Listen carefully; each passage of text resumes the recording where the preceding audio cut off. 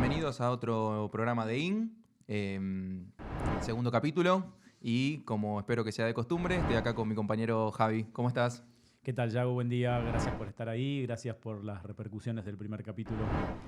Bueno, justamente repercusiones tuvimos en el primer capítulo, el tema generó mucha inquietud, hubo muchos comentarios, hubo algunas recomendaciones, te tengo que decir, ya me estuvieron inclusive recomendando algunos filósofos, algunos políticos, para ver si podíamos tomar los temas y enraizarlos justamente con no la percepción o la óptica que nosotros le estamos poniendo.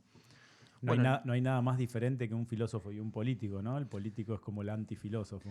Bueno, pero vos en el final del capítulo anterior dijiste que justamente que todo era uno, así que evidentemente nos están exigiendo, nos están pidiendo de que podamos unificar ese tipo de cosas.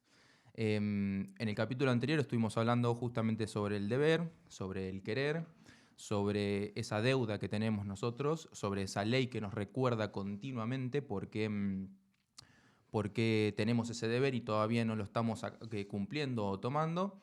Y uno de los temas que me pareció que estaba interesante hablar era sobre el tema de la libertad. Hay como un delta entre el deber y el querer, que parece que uno es mucho más libre cuando quiere que cuando debe. De hecho, hoy muchas de las luchas que estamos encontrando, ya sea por el lado de la economía, la libertad es un tema hoy que está justamente en auge, ¿no? Uno se mete en YouTube, entre personajes como Javier Milei, Kachanowski, bueno, y demás personajes que van saliendo, está el tema de la libertad, está el tema, por ejemplo, del patriarcado, la opresión del patriarcado, o sea, a donde miramos, ¿no? Inclusive desde el Partido Justicialista, con respecto a la opresión del sistema ya feudo que está impuesto en nuestro país, y en el mundo también se va también, van tocando también esos mismos temas. Entonces, me gustaría arrancar por ese lado, obviamente desde la óptica que nosotros tenemos que ir, tratar de profundizar e ir un paso más allá. La libertad dentro de lo que es el ámbito espiritual tiene como un campo muy amplio y es un tema de debate bastante álgido entre los sabios. Así que me gustaría empezar por ese lado. Para vos, Javi, ¿qué es la libertad? Mira, es difícil de definir porque nos han acostumbrado a que la libertad es hacer lo que se nos cante y esa libertad nos llevó a estar encerrados en realidad. Entonces es muy raro, es una contradicción. Parece que los actos privados de la gente y toda esa mezcolanza que tiene la gente en la cabeza de la libertad nos ha llevado a, eh, a encerrarnos en nuestra libertad de una manera de la que casi no podemos salir. Somos como presos de nuestra libertad. Por un lado tenés que hacer lo que quieras y tener lo que quieras y desear lo que quieras, y por el otro lado queremos, deseamos y hacemos tantas cosas que el otro nos tiene miedo. Hace muchos años yo definí la libertad como una puerta que abre infinitas puertas, y que toda puerta que uno abra, que se encuentra que está encerrado, eso no es libertad. ¿Qué quiere decir esto? Yo puedo ser libre de no respetar un semáforo, pero no soy libre de las consecuencias de no respetar ese semáforo. Dios no lo permita, ojalá sea solo una multa o en nuestro país una coima. Pero si yo causo un accidente, yo ya ahí soy esclavo de esa supuesta libertad. Entonces, dice Jaime Barilco que cuando uno viaja sin líneas a los costados del camino, el viaje es terriblemente estresante, pero que cuando a uno le marcan el límite de hasta dónde se puede mover, el viaje se libera y uno empieza a concentrarse en el viaje en sí mismo y no en caerse del camino. Creo que la libertad es mantenerse dentro del camino, es no caerse, es tener bien claro que dentro de ese camino somos totalmente libres. A veces la banquina hace ruido y nos avisa, y a veces chocamos contra un guardarrail que en realidad lo que está haciendo es guardar ese camino, ese riel, para que nosotros no nos vayamos de ese lugar. Creo realmente que el concepto de libertad hoy es un concepto de gente que nos quiere esclavos. Es muy difícil entender la libertad como se vive hoy. La verdad es que no es que la libertad de uno termina donde empieza la del otro, porque eso también generó filosóficos problemas, que parece que no hubiera libertad. La libertad de uno termina donde termina mi libertad. Bueno, estaba escuchando, ¿no? Ahí pensando, ¿no? Mientras estabas hablando, con respecto a justamente, bueno, creo que es un tema igual que trata Crusoe bastante en su contrato social, ¿no? Que habla justamente de estas bardas, estas líneas, em, que permiten el camino de la libertad, pero con respecto a lo que estábamos hablando, ¿no? con el deber y el querer, creo que también es complicado tal vez definir dónde está el punto de libertad de la persona, ¿no? Porque, como estabas diciendo vos recién, ¿no? La libertad, supuestamente se dice, ¿no? Que la libertad mía termina cuando empieza la libertad del otro, y ahí empieza todo un despiole en las filosofías y en las políticas, de hecho, a veces que se toman en un país, tratando de ver cómo se estabiliza, cómo se conjuga, cómo se armoniza el hecho de que puedan conjugar las distintas libertades dentro de una sociedad. Y ahí se va complejizando bastante el tema.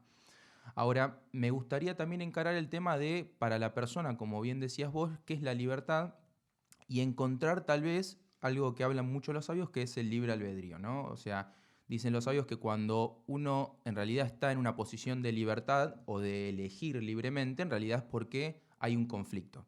No hay libertad donde no hay un conflicto, ¿no? Porque cuando no hay un conflicto, mi decisión ya está predeterminada, yo ya sé qué es lo que voy a elegir, entonces en realidad no hay libertad. Entonces, también me gustaría saber cuál es tu opinión, o sea, cómo es el tema del conflicto, por qué justamente del conflicto surge esa libertad. Bueno, en realidad el conflicto es entre mí y el otro, ¿no? Yo en el medio de un desierto no necesito preguntarme para qué lado ir sin molestar al otro porque no hay nadie.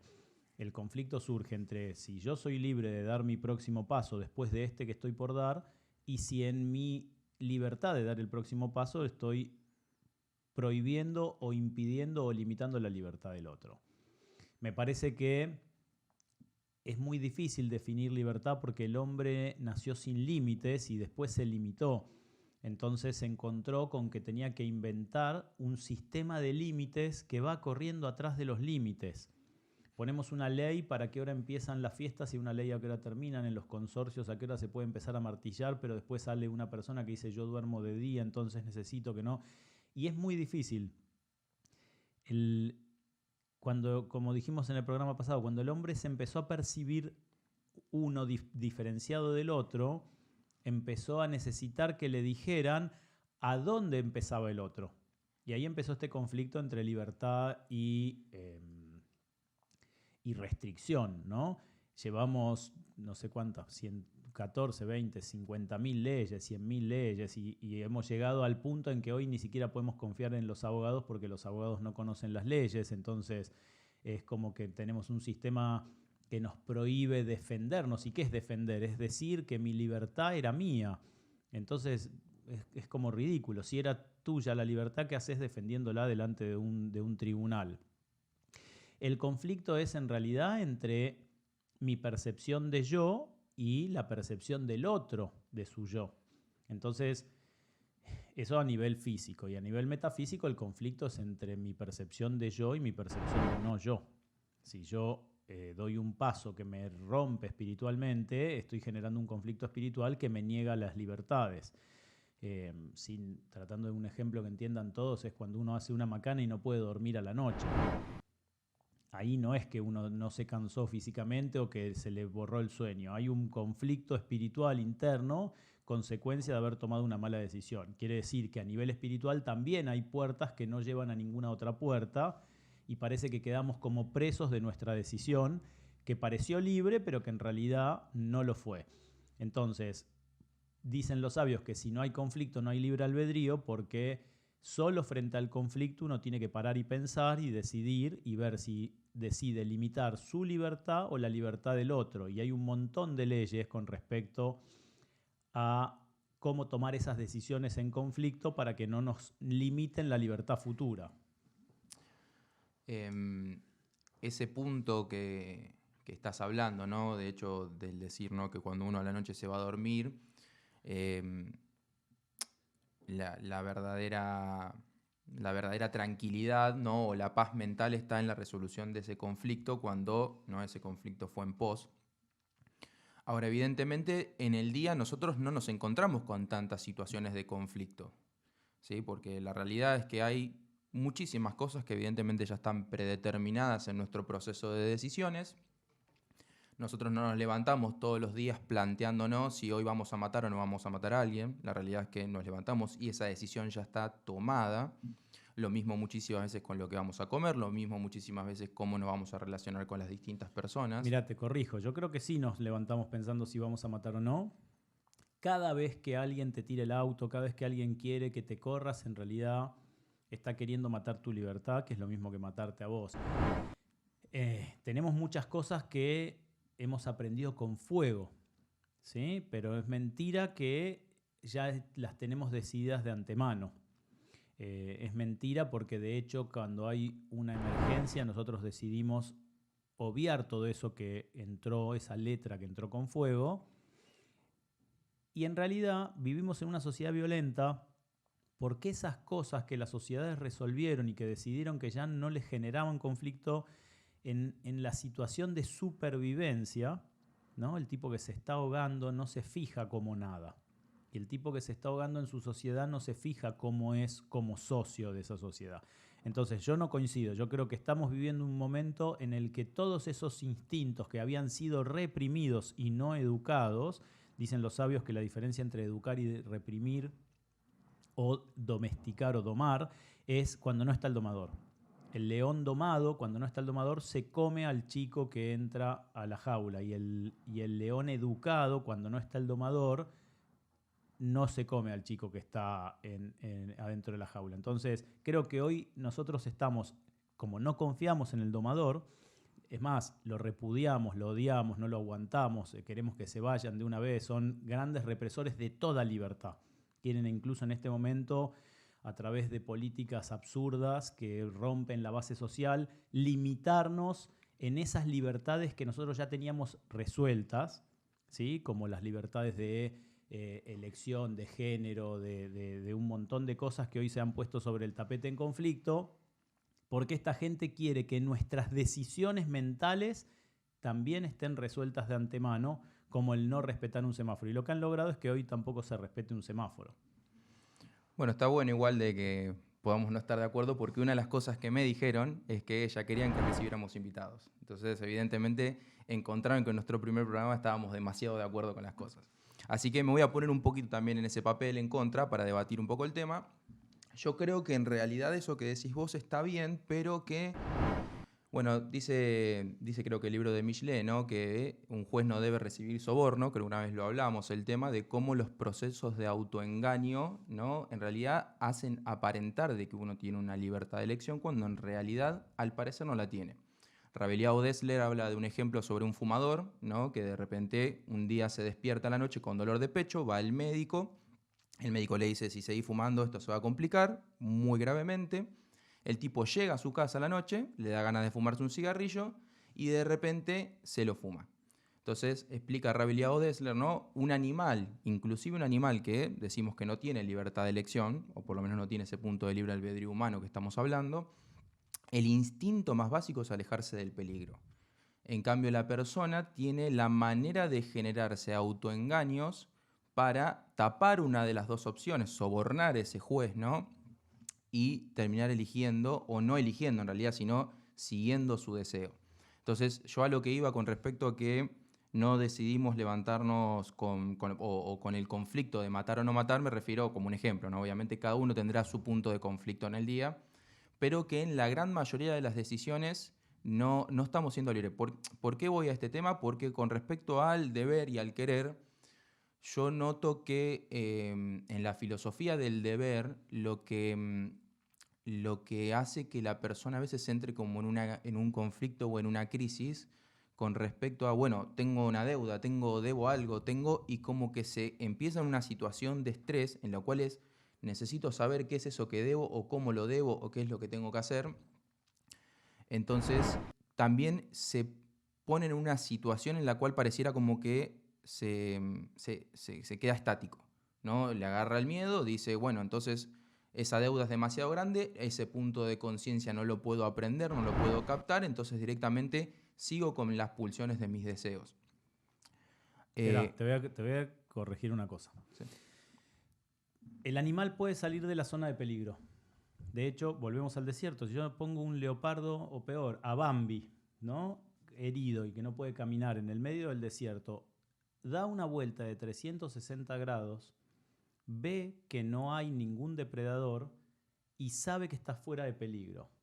El animal no tiene temor. Si nos acordamos de la charla pasada, el temor viene de uno. El hombre nunca, jamás está fuera de peligro.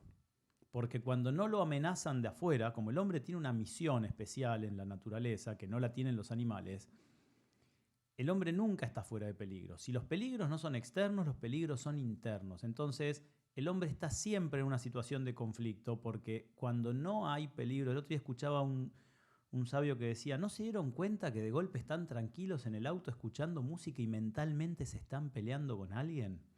Y es verdad, uno viene en el auto y de golpe o trae a ese amigo que hace 2 años que no ve y le debía plata y ya se empezó a pelear mentalmente.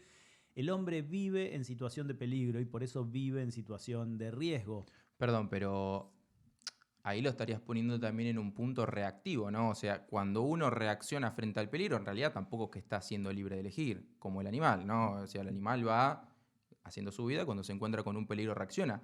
Si el humano reacciona frente a su situación de peligro, está siendo más parecido a un animal que a un humano. Pero el humano reacciona de maneras increíbles, estrés, presión alta, cáncer, pastillas, sí, claro, violencia, ¿no? En realidad, ismos. El ismo es una reacción del humano desesperada, es decir, quiero que todo mi temor salga de la doctrina social de Juan Domingo Perón, no de mí, de mis propios pensamientos profundos. Y entonces nos inventamos cada vez más sismos y ahora todo es sismo. Ahora una persona es sismo, ¿sí? Macrismo, bullrichismo, vidalismo, ya somos estupidismo, porque en realidad, como habíamos dicho también, el ismo es la destrucción de la persona en una idea que se supone que es superior y que hemos demostrado que no.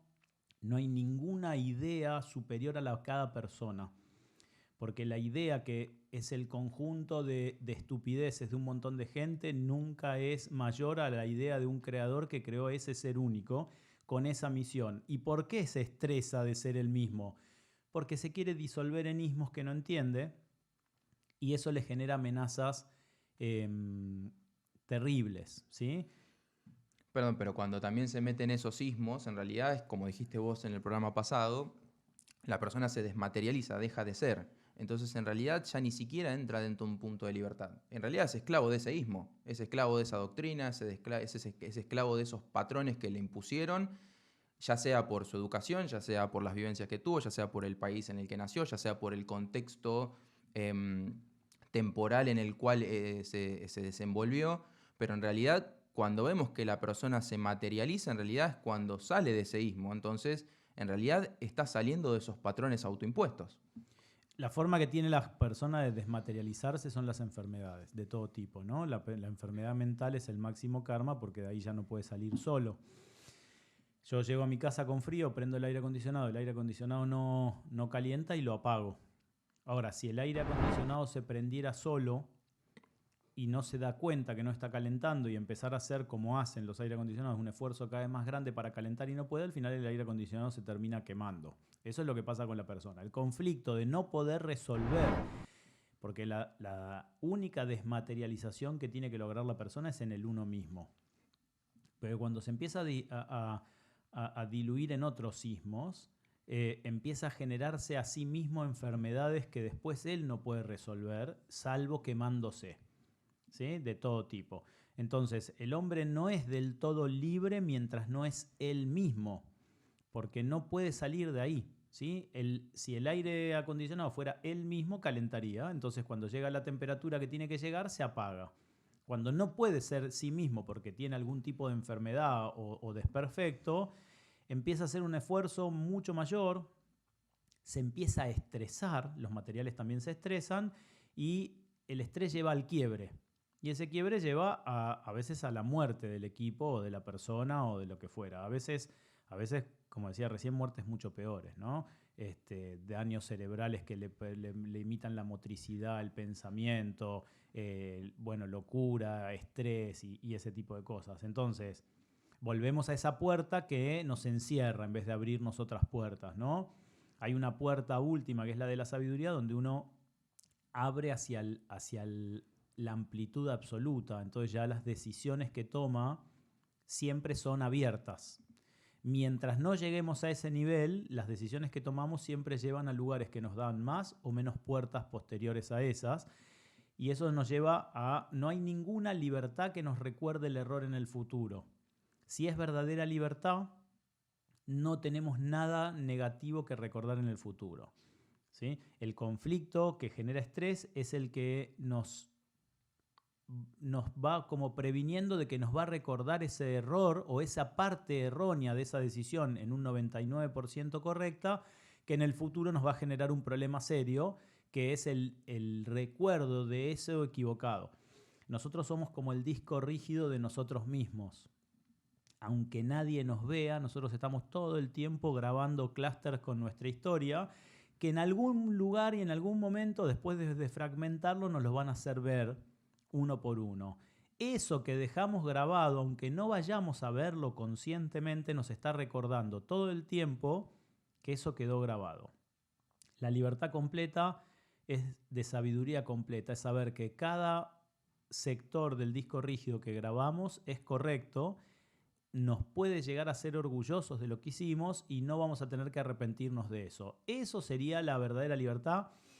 Eso es como en física las condiciones ideales de presión y temperatura que dicen los físicos que no existe. O tengo presión o tengo temperatura. No hay ningún lugar del espacio en el que el móvil no tenga rozamiento ni bueno, un montón de factores que impiden saber verdaderamente cómo se mueve un móvil en el espacio. Bueno, acá pasa algo parecido. Entonces, la única forma es que el medio nos empiece a robar ese rozamiento. Si yo quiero ser una persona que no se irrita, pero llego manejando en un mundo total y completamente loco. Si yo quiero ser una persona que no pierde el control, pero el festejo de un partido de fútbol te deja despierto toda la noche, decís, pero ¿cómo puede ser que la persona necesite que todos se enteren que él está festejando? Bueno, eso es porque no está verdaderamente siendo libre y le está preguntando al otro si está de acuerdo con su festejo, ¿sí? Cuando nosotros no necesitemos la aprobación del otro para los actos que hacemos, ahí podemos decir que somos realmente libres.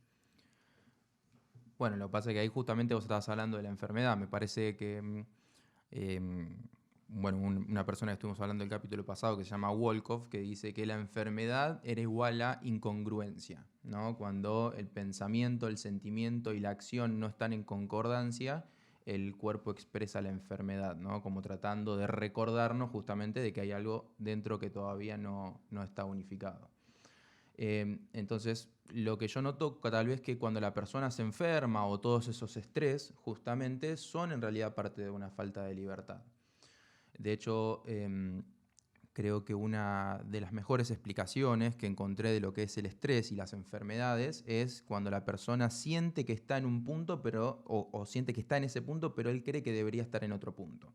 Ese punto naturalmente inyecta en el cuerpo hormonas como adrenalina, cortisón, como para poder poner en movimiento y llegar desde ese punto hasta el otro punto. Y a veces ese punto está simplemente en la conciencia, ese punto está simplemente en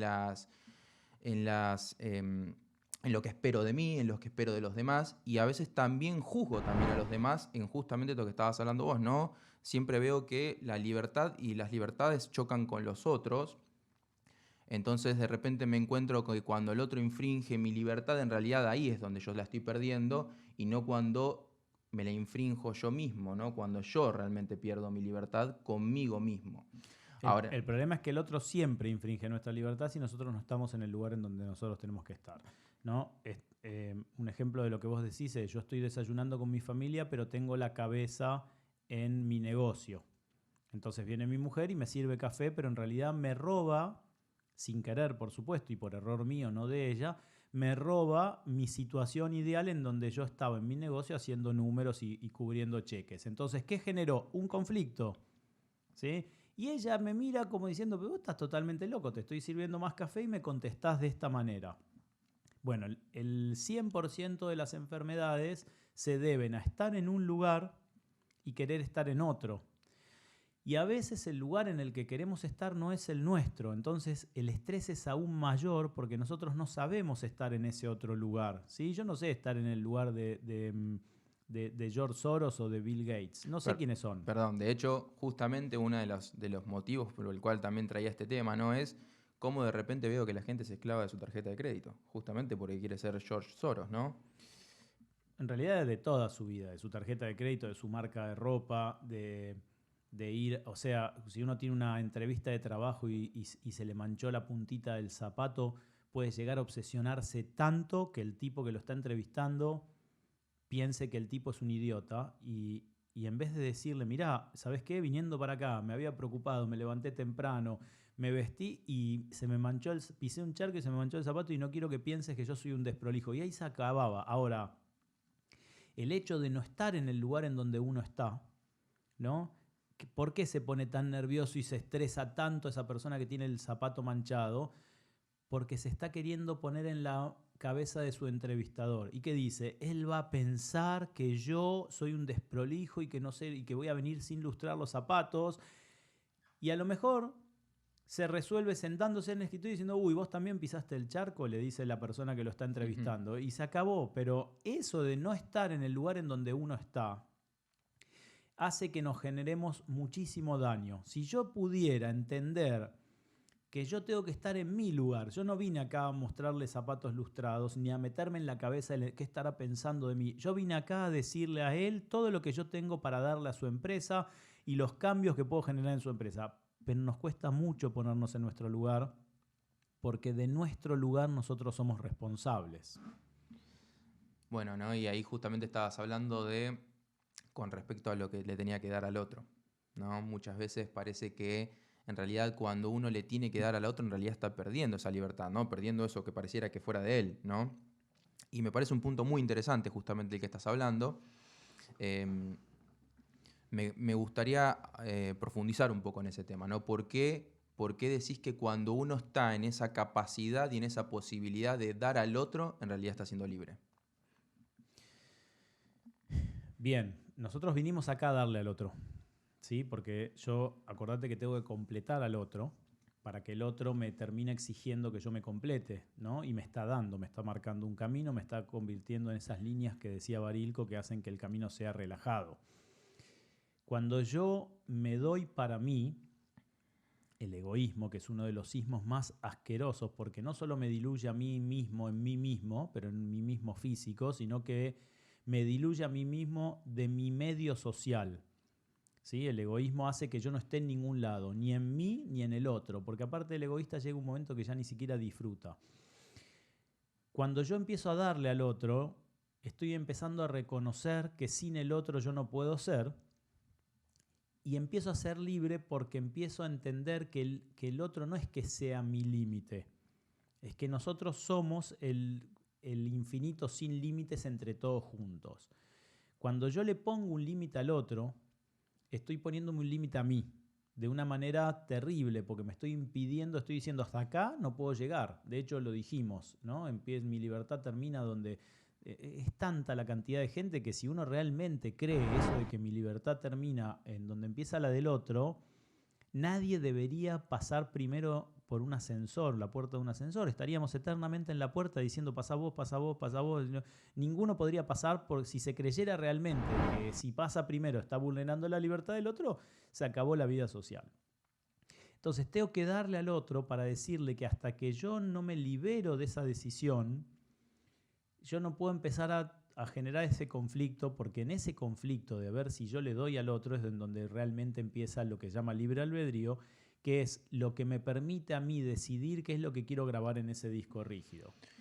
Bueno, me parece hiper interesante lo que acabas de tocar. De hecho, justamente, mientras vos estabas hablando, pensaba, ¿no? Uno de los temas que está hoy más en el debate, que es justamente la libertad económica, ¿no? Permitime hacer todo lo que yo quiera mientras yo no moleste al otro. Y la otra, por ejemplo, el tema del aborto, un tema que va a tener que tocar otro podcast porque va a ser largo eso, pero no justamente dónde empieza la libertad del cuerpo de la mujer, dónde está la libertad del chico. No, bueno. Pero me llamó mucho la atención con esto del dar el tema que dijiste del egoísmo, ¿no? Porque al parecer, en realidad, esa falta de libertad, en realidad, el único que lucha contra esa libertad es el egoísmo. Estaba leyendo este fin de semana algo muy interesante, un libro que se llama El misterio del matrimonio, de Isaac Ginsburg, que recomiendo mucho, en el cual toma dos versículos, toma un versículo de Proverbios y toma un versículo de Eclesiastés, en el cual dice, quien halló mujer halló el bien, y el versículo de Eclesiastés dice, hallo yo más amarga la muerte que la mujer.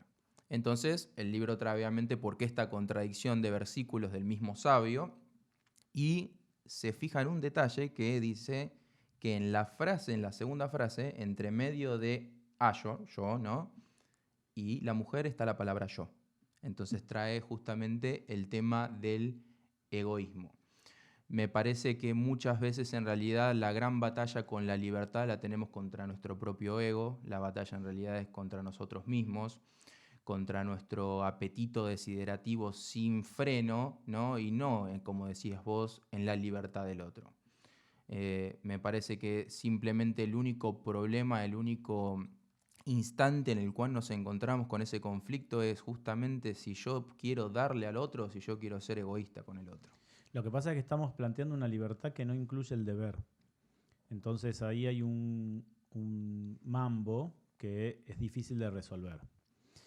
Sin entrar en el tema del aborto, que hay mucho para decir, si yo no entiendo que el cuerpo tiene un deber, que no es pintarlo, vestirlo como si fuera una muñeca, tatuarlo, no, tiene un deber, le debe algo al mundo, se me complica el tema de la libertad. Porque sin deber, la libertad es como una especie de estar con o sin límites. Eso es la parte más rara. Para que yo pueda hablar de libertad, tengo que hablar de deber. ¿Sí? Si a mí me marcan el camino es porque yo debo ir por ese camino. Ahora, si yo no debo ir por ese camino, ¿qué me importa que me lo marquen? Si me da lo mismo. Es más, si a mí me gusta hacer campo traviesa 4x4, si me marcan el camino me arruinan la vida. Ahora, ¿qué es lo que está haciendo el que va a campo traviesa 4x4? Está como pasando el rato, está desafiando su momento. Quiere que él es libre porque en el instante, sea lo que eso sea, siguiente él sigue vivo. No se mató en el intento. Parece que hay algo maravilloso en eso. Pero no.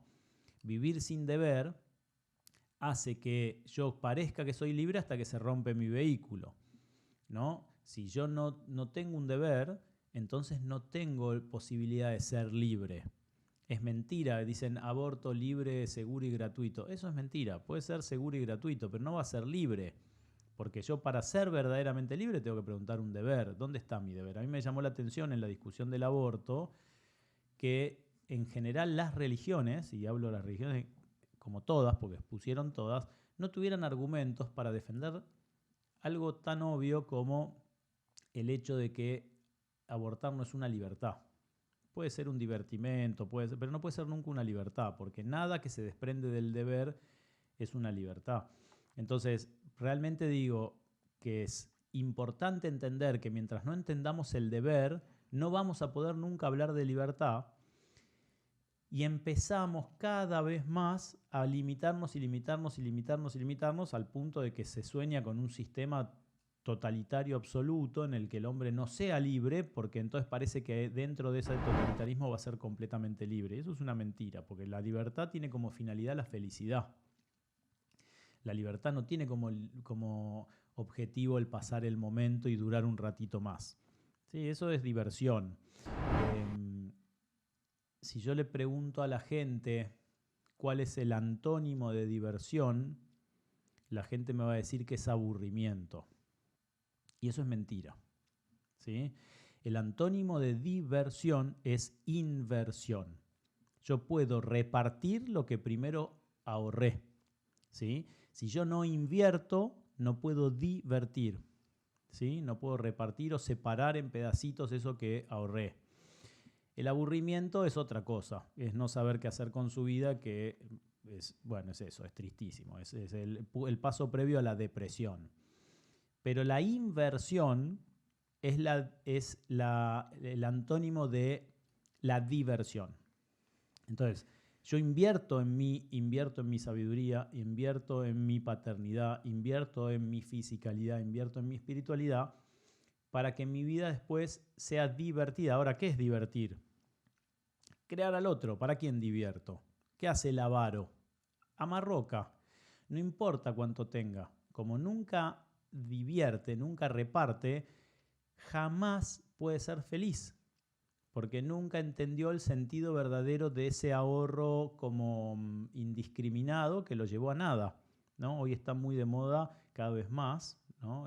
Se ha vuelto patológico estos acumuladores que cuando los parientes van a vaciar y a limpiar la casa, que suelen estar llenas de basura, de diarios, de cosas acumuladas, juntadas de la calle, empiezan a encontrar literalmente fortunas. Gente que vivía como por diosero, entre olores nauseabundos, en lugares asquerosos, sin luz, húmedos, rotos, con animales, con insectos, resulta que tenían los medios para vivir realmente como reyes, ¿sí? ¿Qué pasa? Ellos acumularon, nunca invirtieron.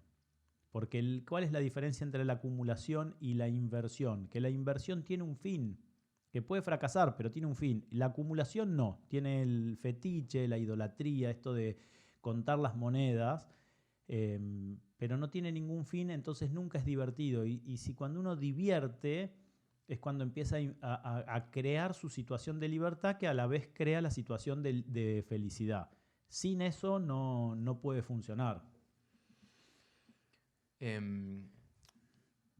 Ego, deber, nos encontramos ahí como con un punto de conflicto, ¿no? Se conjugan, parece que 3 patrones acá: libertad, egoísmo y deber, que parecen un inicio que están en contradicción. Nos encontramos ahora, parece que con esa falta de libertad cuando nos chocamos contra nuestro ego. Espera, ahí yo no coincido que estén en conflicto. Vos sabés que la mejor explicación de generosidad que yo conocí la vi arriba de un avión, una azafata que nos explicó que si se despresurizaba la cabina y estábamos con un bebé, primero nos teníamos que poner la máscara nosotros, ¿sí? Entonces vos decís, bueno, eso parece ego. No. Si vos te morís, se mueren los dos, decía ella. Entonces, no están en conflicto. Están en conflicto cuando yo estoy en conflicto. Pero yo sé que si yo soy el que reparte, o sea, yo soy el que se divierte, es importante que yo esté entero, ¿sí? Es muy peligroso poner tu diversión en manos de otro. Y mucho más cuando ese otro no está capacitado para eso. Hoy sobran maestros, sobran gurúes, sobran pai, sacerdotes, pastores, que están pensando en otra cosa, no importa, no los vamos a juzgar, pero que no están capacitados para agarrar tu potencial y explicarte cómo se divierte eso, ¿sí?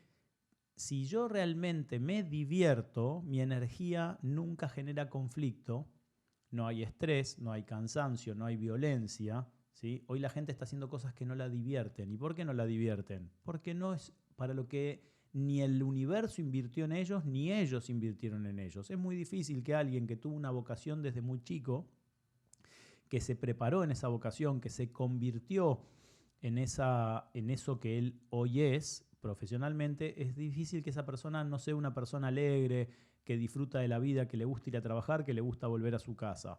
Nosotros estamos más acostumbrados a gente que hace el trabajo porque tiene que comer, que no quiere volver a su casa porque tiene un matrimonio en el que cree que tiene que estar y no se anima a enfrentar la realidad de o repararlo o destruirlo y empezar de nuevo. Entonces, claro, no puede divertirse porque él no es el recipiente de nada, de nada, de nada de lo que le pasa durante el día, entonces no invierte en él, sobrevive a su propia vida, que es tristísimo, es una asquerosidad en realidad, es una obscenidad, y así llega al día de su muerte. La realidad es que yo no creo que estén en conflicto, están en conflicto en una situación en donde yo no me escucho, ¿sí? Y acordémonos que nos escuchamos a través de la enfermedad. No, por eso yo no es que está diciendo que están realmente en conflicto, sino que aparentemente parecerían en conflicto, pero que evidentemente no están en conflicto. Hay un justamente ese punto, ¿no?, que estamos encontrando. Vos de hecho dijiste en un momento invertir en sabiduría y en conocimiento.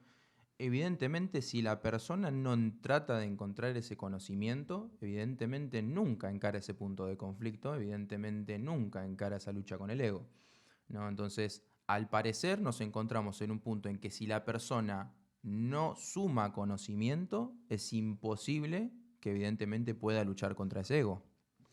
Mira, yo descubrí un día, creo que en Wikipedia, a raíz de un comentario que vi en un video que no me acuerdo de quién, que el agua en el cemento no se seca, ¿no? Los enlaces que crean, si bien hay una parte del agua que efectivamente se evapora, el cemento nadie duda de que una vez que se mojó queda de otra manera, más duro, unido, pierde esa propiedad de polvo. Bueno, el agua queda en estado químico y ese estado químico hace que esas partículas de cemento, que eran muy volátiles y que si uno las soplaba volaban kilómetros, una vez que pasaron por el agua, queden unidas y que sea muy difícil. Hay que poner mucha energía para romper el cemento que fraguó. Bueno, la sabiduría es como el agua y no hay que acumularla para divertirla, sino que hay que lograr que se vuelva esos enlaces químicos, ese estado químico del agua en el que ya forman parte de la estructura y la mantienen unida, ¿sí? Recién ahí viene la posibilidad de ser libre. Mientras yo tengo que poner un dedo en cada ladrillo para que no se caiga, y ojo, nos pasa, que decimos, no vayas a decir esto, no hagas esto, no vuelvas a... ¿Por qué dijiste esto? Todo eso son ladrillos que estamos teniendo con los dedos, pero que cuando la sabiduría se vuelve ese estado químico del agua, y que la sabiduría se compara con el agua, hace que yo pueda irme relajando, que la estructura ya se sostiene sola y yo puedo ir sacando esa presión que le tengo que hacer para que no se me venga encima, porque a veces se nos viene encima, a veces decimos lo único que no había que decir y nos arrepentimos toda la vida. Entonces, hasta que esa estructura no se empieza a pegar a través de la sabiduría en ese estado alterado del agua, porque es un agua que ya no vuelve al medio, sino como parte de una estructura, hasta que no logramos eso, la pared no se sostiene. Y es increíble que sea la sabiduría la que sostiene la pared parada, porque hoy estamos viendo un mundo que no es sabio y que se está derrumbando. Y se está derrumbando aplastando a los que están más abajo, justamente, que es como se derrumban las estructuras. Bueno, justamente porque me pareció que era, y se enlazaba con lo que habíamos dicho en el programa anterior, ¿no? Que en un momento yo te pregunté, ¿y qué es contra eso que uno tiene que luchar consigo mismo, ¿no? En un momento habíamos dicho eso. Es muy interesante eso que decís de la sabiduría. La pregunta... La lucha contra uno mismo nunca es conductual. Si bien es verdad que uno puede, ¿no? Si cada vez que yo prendo un cigarrillo, un aparato me tirara 30.000 voltios, yo dejaría de fumar. Dejaría de fumar por miedo a los 30.000 voltios. La lucha contra uno mismo, ¿sí? Que en realidad no es contra uno mismo, es en favor de uno mismo. Uno lucha contra aquello que no le permite ser uno mismo. La lucha contra uno mismo nunca es conductual, siempre es a través de la sabiduría, ¿sí? No hay un crecimiento real desde lo conductual. La gente que se termina disfrazando, que algún día vamos a hablar de los disfraces, tarde o temprano se termina cansando del disfraz o se termina volviendo loca y el disfraz se lo come y entonces todo el mundo sabe que es un payaso. Porque el que anda las 24 horas del día disfrazado, no importa de qué, termina siendo un payaso y se termina poniendo flores en el ojal que tiran agua. Pero la realidad es, nunca es conductual. La conducta cambia porque cambian esos enlaces químicos de que la sabiduría se va metiendo entre ladrillo y lo van teniendo. O sea, tiene que entender la gente que cuando uno se equivoca desde lo conductual es porque se le están derrumbando partes de su pared, de su construcción, en realidad. Entonces, sea lo que sea que uno hace, lo que, ¿no? En la lengua originaria, que es el hebreo, que se llama la Lashon HaKodesh, enfermedad se dice hol, que es también la forma de decir arena. Es todo aquello que está disperso, que no está unido. El enfermo es el que no está unido a sí mismo. Y la raíz de salud y de sanidad es la misma raíz que creación, ¿no? Que es verí, si no me equivoco. Entonces, la realidad es, mientras nuestras partes estén dispersas, nuestros instintos nos van esclavizando y nos vamos arrepintiendo de aquello que parece que nos pasa y que en realidad nosotros nos pasamos. Y la sabiduría lo que viene a hacer es a crearnos. Yo no puedo hacer un castillo de arena hasta que no mojo la arena y se mantiene unida, ¿sí? Y eso lo tenemos que tener bien claro. Crear, ¿no? Con respecto a justamente lo que es ser un ser humano, ¿no? ¿cuál es tu opinión con respecto a qué significa crear? Porque cuando estábamos hablando recién del ego, vemos que el ego es reactivo, vemos que el ego trata de acaparar, ¿no? Como dijiste, esa persona que está contando monedas todo el tiempo para él y nunca mira al otro, o para qué justamente invertir. Entonces, evidentemente ese ego nos acerca muchísimo más al animal y ese crear nos acerca mucho más al humano. Pero cuando uno dice crear, por supuestamente, según tengo entendido, muchas filosofías dicen que no hay nada nuevo bajo el sol, ya está todo creado. ¿Qué sería, qué significaría ese crear? El hombre solo puede crear en un aspecto, que es en el de entender que no está terminado. El animal o el ego creen que ya está listo, ¿sí? ¿Qué me hace el ego a mí? Me hace pensar que yo ya no tengo nada más que cambiar. Entonces, yo ya estoy listo, estoy terminado, ya está, soy completamente funcional. El hombre no crea, salvo a través de la palabra y a través de la sexualidad, crea una nueva persona. Son las dos cosas en las que el hombre crea, ¿sí? Que nace algo diferente de él. En todo lo demás ordena. Pero el ego le hace creer que él ya no tiene nada más que cambiar, nada más que perfeccionar, nada más que moldear. El barro ya está creado, yo le puedo dar una forma, ¿sí?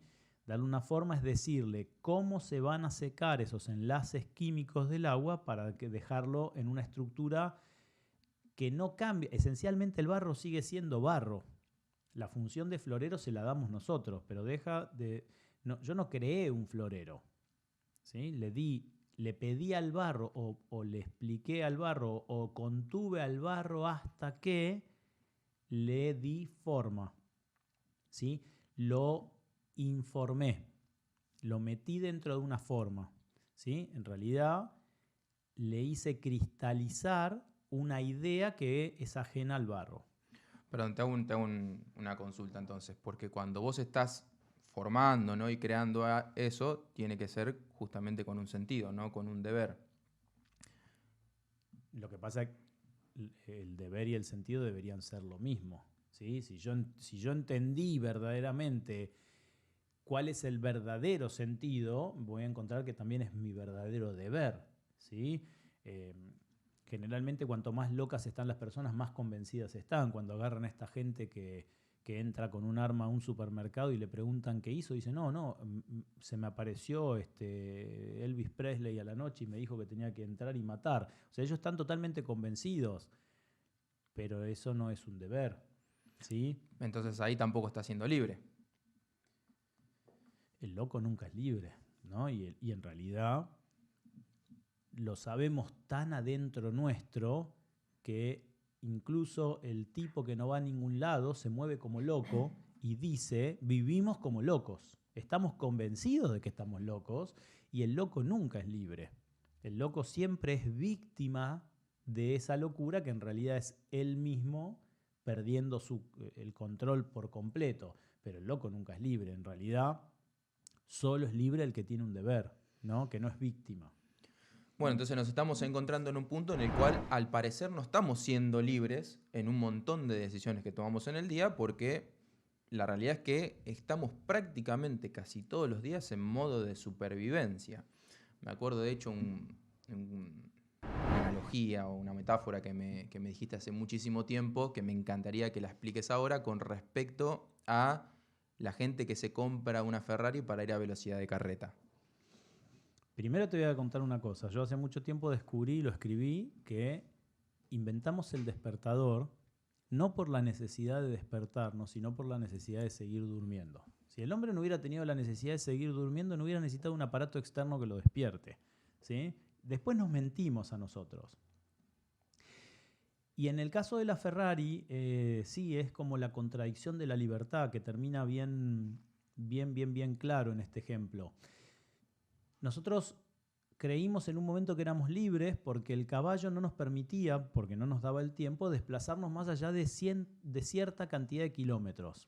Si uno ve la familia Ingalls, todo quedaba cerca porque todo tenía que estar a distancia de carreta, ¿sí? El almacén de Ramos Generales, no me acuerdo cómo se llamaba la familia que lo atendía, estaba a 1 hora de carreta, que era una barbaridad, pero era 1 hora de carreta. De golpe inventamos el auto y nos permitimos ir a lugares que están a 6 horas de carreta o a 10 horas de carreta.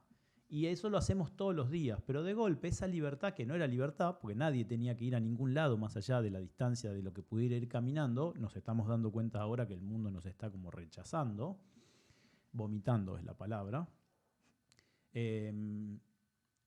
Ahora estamos a distancias que las carretas no pueden cumplir o cubrir, pero estamos viajando a velocidad de carreta. Yo el viernes pasado estuve en la autopista Paso de Hombre, pero casi 60 kilómetros. Entonces, ¿qué me pasó? Fueron 4 horas y media.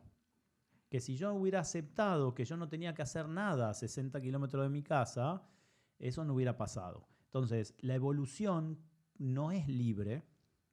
De hecho, nos arrastra. La evolución la vemos como una locomotora que nos corre de atrás. Comercialmente la gente, ahora están muy de moda, los coach, te dicen, mirá que si vos no avanzás te pasan por arriba. Claro, quieren que vayas a una distancia que excede lo que vos podés recorrer a través de medios artificiales, aviones, naves espaciales y lo que vos quieras. Y después resulta que, como todo el mundo va en ese camino, esas distancias ya no se pueden recorrer con los mismos medios. Hoy sueñan los CEOs de las grandes empresas con tener su propio helicóptero, y Robert Zemeckis en Volver al Futuro ya nos mostró que aunque los autos vuelen tarde o temprano van a tener congestión, y había embotellamientos de los tipos colgados en el aire. Imagínense la desesperación del tipo, primero que quiere ir al baño y segundo que se está quedando sin nafta o sin cáscara de banana, depende del capítulo, y sabe que se va a caer y se va a comer el piso porque no hay forma. El hombre no es libre porque llega más lejos, no es libre porque recorre más distancia, no es libre porque parece que no tiene límites. Tarde o temprano los que usan helicópteros se van a encontrar con una terrible congestión en el aire que no los va a dejar ser libres porque la libertad no estaba en el helicóptero. ¿Sí? Nos han convencido de que sos libre si accedes a eso que la mayoría no puede acceder, pero eso es una forma de estupidez también, porque tarde o temprano la distancia que cubría el auto la va a tener que cubrir a la velocidad de carreta y se van a arrepentir de no estar a distancia de carreta. Ese cierre me pareció espectacular porque creo que refleja justamente lo que hablaba al principio del punto de conflicto, ¿no? Me parece que todo el tiempo estamos mirando al otro pensando de que tenemos que ser el otro, nos esclavizamos a través de la tarjeta de crédito, queremos tener la Ferrari a pesar de ir a velocidad de carreta, estamos todo el tiempo persiguiendo y en realidad encontramos que en realidad cada persona tiene su punto de conflicto. A veces el punto de conflicto es llegar de un día de trabajo que fue difícil y no gritarle a tu hijo. A veces nos encontramos con que esa verdadera libertad está en poder justamente también formar a nuestros hijos, o inclusive saludar a una persona, no porque, qué sé yo, tengo deseos de honor, entonces, viste, no quiero quedar mal con la otra persona, sino porque realmente la otra persona vale y se merece él el honor. Entonces parece como que nos encontramos en ese punto en el cual esa verdadera libertad, al final, como decías vos bien, está justamente en el otro, ¿no? Mira, hay un filósofo, o creo que filósofo, se llama Luis Balini, que tiene una frase que es impactante y que le da un cierre a todo esto que estuvimos hablando, que dice: lo único que los chicos hacen en serio es jugar. ¿Sí? El chico cuando está jugando no está en su cuarto, no está en este tiempo, no está en este espacio. Y por eso cuando el padre o la madre lo llaman para que se bañe o para que vaya a comer, el tipo llora porque tiene que volver a este mundo que no es el mundo del hombre. El mundo del hombre es ese mundo en el que vivía el chiquito, que no tiene límites. ¿Sí? Un pedazo de plástico mal matrizado, con rebabas y sin pintar, para él es un verdadero soldado que está en el medio de una guerra o que está en el medio de una granja o lo que sea. Y tenemos que entender que la libertad, y ojo, no es entenderlo solamente, es creerlo, porque ya estaba escrito, ¿no? A Abraham le dicen: no lastimes al niño. La verdadera libertad está en volver a ser niños, porque el niño solo juega, pero solo juega en serio. Hoy una de las grandes enfermedades es el haber jubilado a la niñez y que los chicos a los 4 años ya tengan que ser golfistas, empresarios y tener plazos fijos. Y eso los está destruyendo porque les está robando el concepto que solo prueban a veces, tristemente, mientras son niños, que es el jugar en serio. el entender que todo lo que necesitan para que el mundo sea infinito está dentro de su cabeza, está en el pensamiento profundo, está en la imaginación. Cuando le matamos la imaginación, le destruimos la libertad para siempre de una manera que no se puede volver a recomponer, al punto de que la destrucción total de la imaginación hoy se llama política, y por eso nunca la imaginación puede ir al poder como pedían en el Mayo francés. ¿Cómo estamos con el tiempo? Se acaba acá. Bueno, entonces, como para cerrar, me parece que está muy interesante también tomar un tema que tocaste en el capítulo anterior, que era la responsabilidad, ¿no? Al parecer, entonces, nos encontramos y nos tendríamos que preguntar tal vez si realmente queremos esa libertad. Porque pareciera que sí, pero la realidad es que cuando nos encontramos con ese deber, con esa responsabilidad y con el otro, pareciera que entonces no queremos ser tan libres. Hay una historia, y me gustaría después que hagas un último cierre con respecto a esa historia, que iba el rabino con su hijo con 2 panes. Entonces se encuentra con un pobre y el padre le da el pan al pobre, entonces siguen caminando y el hijo le dice, pero papá, ahora nos quedamos con un solo pan. Entonces el rabino mira a su hijo y le dice, sí, hijo, sí, nos quedamos con un solo pan, pero no te vayas a creer que ese pan es el que nos estamos llevando ahora, porque ese pan lo vamos a comer esta noche y ya casi podríamos decir que desde ahora que no lo tenemos. En cambio, el pan que se quedó ese pobre es un pan que nos vamos a quedar para siempre. La realidad es que la única libertad posible es la de no deber, ¿no? Cuando yo tengo mi tarea hecha, ¿sí? ¿Cómo comes un pan si estás pensando que a lo mejor esa persona se murió de hambre? Esa deuda no la podés pagar nunca más. El hecho de haberle dado ese pan al pobre hace que vos tengas el deber cumplido. Y ese es el único pan, ¿sí?, que uno se lleva. No está hablando del pedazo de harina y agua. Está hablando del pedazo de sabiduría, que también se le dice pan, que se comieron al momento de darle al pobre la posibilidad de que el pobre los deje comer ese otro pan, sí, de harina, tranquilos y con la conciencia tranquila. Porque una conciencia intranquila impide la imaginación y solo en la imaginación está el lugar de la única libertad posible para el hombre. Bueno, muy interesante. Nos encontramos entonces con esta barrera del ego, nos encontramos con esta libertad y nos encontramos con el otro. Si te parece, Javi, en el próximo capítulo, entonces me gustaría que toquemos el tema del otro, que sé que tenés mucho para decir de eso. Así que... Yo encantado, hay algo para leer en el medio, vamos a leer un par de libritos que tengo por ahí para que tenga un fundamento más conciso. Nos vemos en el próximo, Javi. Nos vemos en el próximo muchísimas gracias y bueno, hasta luego. Hasta luego.